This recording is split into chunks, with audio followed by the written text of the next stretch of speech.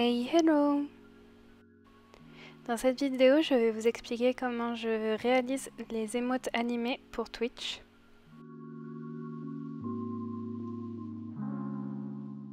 Si vous ne le savez pas, je suis plutôt active sur Twitch, donc si vous êtes intéressé pour me voir dessiner en live, n'hésitez pas à nous rejoindre, je mets le lien en description.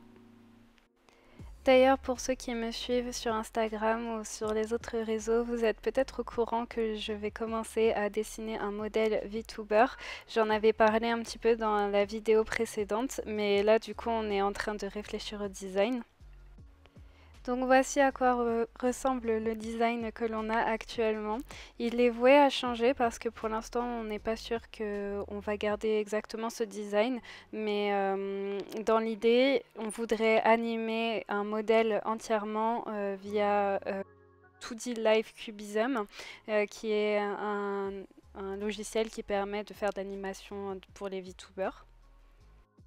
Du coup, pour le moment, on n'a pas encore pu stabiliser le design puisque au niveau du système, c'est pas une période très stable. Donc en fait, c'est un peu compliqué pour l'instant de vraiment avoir un design final.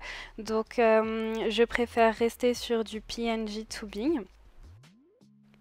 Pour ceux qui ne savent pas, le PNG tubing, c'est ce que vous voyez actuellement à l'écran, c'est-à-dire que en fait, ce sont des images qui vont réagir grâce à un logiciel, enfin en fait c'est plutôt un logiciel qui réagit grâce à votre micro et qui va ouvrir ou fermer la bouche de votre personnage. Donc vous ajoutez 4 images, des images de votre personnage avec la bouche fermée et une image avec la bouche ouverte, et dès que vous utilisez votre micro, le logiciel fait un switch entre d'une image à une autre pour donner l'impression que vous êtes en train de parler. Si vous ne savez pas pourquoi c'est difficile pour moi de mettre en place un design, comme j'ai expliqué juste avant, c'est que mon système n'est pas stabilisé.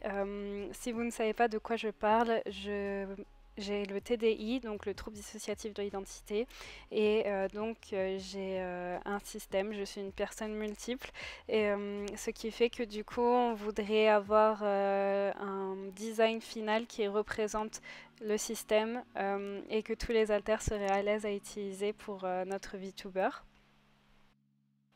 Si vous êtes intéressé par le TDI ou que vous voulez avoir plus d'informations, je vous laisse en barre d'infos la chaîne de Partiel qui explique très bien en quoi consiste le TDI, pourquoi c'est là, et qui donne des explications très scientifiques sur le sujet. C'est très intéressant, donc je vous laisse le lien en description.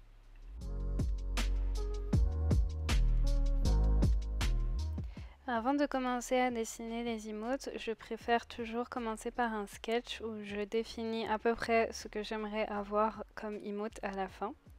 Du coup là on peut voir qu'on a un chat qui fait coucou et un chat avec un cœur.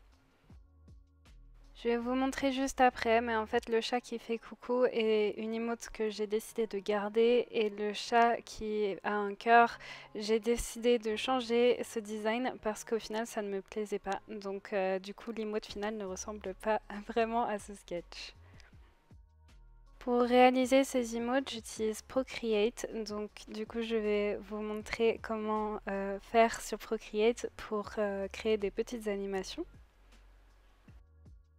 Afin de pouvoir dessiner des animations sur Procreate, il faut sélectionner l'option Animation Assist, comme vous voyez sur l'écran.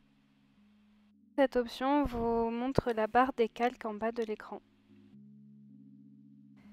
Ce qu'il faut savoir et qui va être important pour créer des animations dans Procreate, c'est qu'il faut utiliser les calques.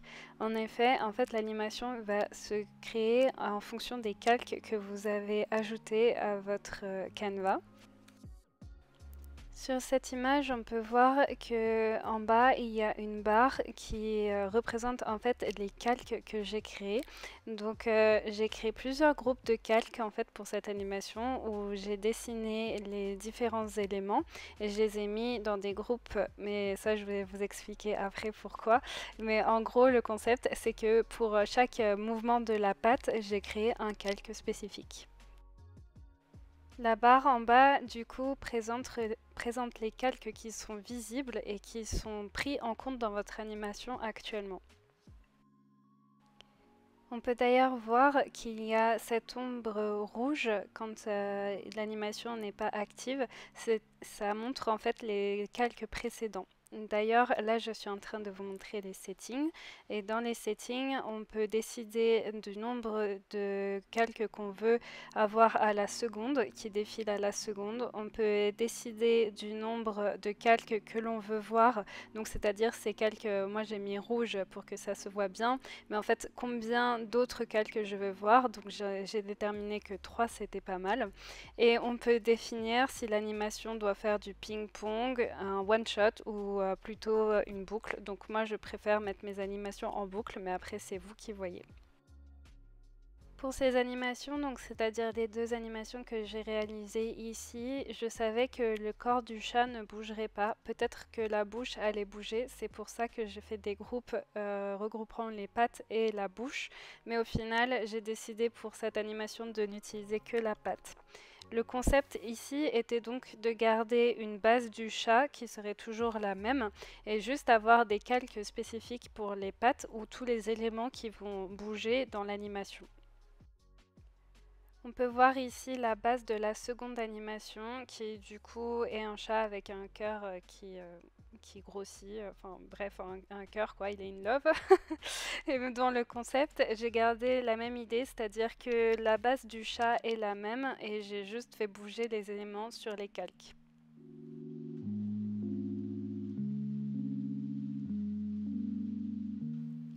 Donc voici ce que rendent les animations. Pour le coup, ce sont des GIFs, mais on peut aussi utiliser Procreate pour sortir des formats MP4 ou juste garder le format GIF. Donc moi, je préfère utiliser le format GIF en général, mais le format MP4 permet d'avoir une meilleure fluidité. Donc c'est en fonction de ce que vous voulez faire. Procreate vous permettra toujours de sortir une version spécifiquement pour le web qui sera de moins bonne qualité mais qui du coup sera moins lourde, donc peut-être plus utilisable sur le web. Donc là encore une fois, c'est à vous de choisir quelle sera l'utilité de votre emote. Donc pour Twitch, moi je préfère garder une résolution maximum. Je vous laisse avec un time-lapse de la réalisation des emotes. Merci d'avoir regardé cette vidéo et n'hésitez pas à vous abonner ou à laisser un petit like si cette vidéo vous a plu. Je vous laisse le lien vers mes réseaux en barre d'infos si vous êtes intéressé. Bye!